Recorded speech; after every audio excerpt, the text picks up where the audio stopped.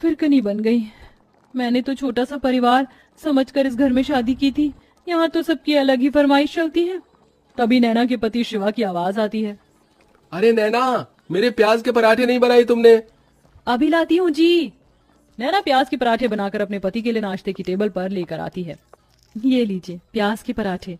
तभी माहेश्वरी कहती है, बहू के हाथों से पहली बार खाना खा रही हूँ, बहुत स्वादिष्ट है ये पराठे, ये लो तुम्हारा शगुन। इस तरह माहेश्वरी नैना को शगुन देकर जाती है। सब लोग बहुत खुश होते हैं, लेकिन नैना बहुत ज्यादा थक जाती है। सबके सो जाने के बाद वो सबके जूठे बर्तन भी धोने लगती है। आज तो पूरा दिन हो गया, मुझे लेटने का समय ही नहीं मिला। नैना बर्तन धोने के बाद अपने कमरे में जाने ही वाली थी कि तभी उसके ससुर उसे कॉफी बनाने के लिए कह देते हैं। अरे सुनो बहू, जरा एक कप कॉफी बना देना। अभी बनाकर लाती हूँ पिताजी। नैना दोबारा रसोई में जाती है और कॉफी बनाकर अपने ससुर जी के लिए लेकर आती है। आखिरकार उसे थोड़ी देर के लिए अपनी कमर सीधी करने को मिल जाती है, लेकिन फिर शाम की अलग फरमाइश शुरू हो जाती है। बहू, शाम के खाने में वेज बिरयानी, शाही कोरमा और चावल बना लेना। फिर से कोई आ रहा है क्या माँ जी घर पर?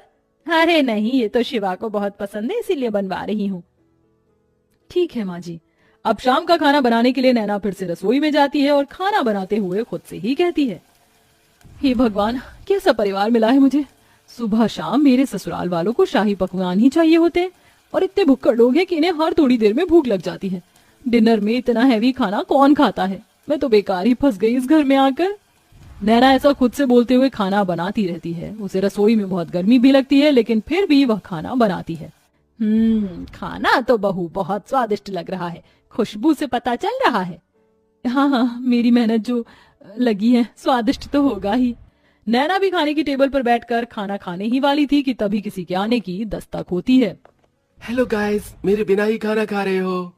अरे बेटा चिराग, तुम यहाँ विदेश से कब लौटे? मेरे साथ मेरे कुछ दोस्त भी घर पर आए हैं। आज ही हम ऑस्ट्रेलिया से इंडिया आए हैं।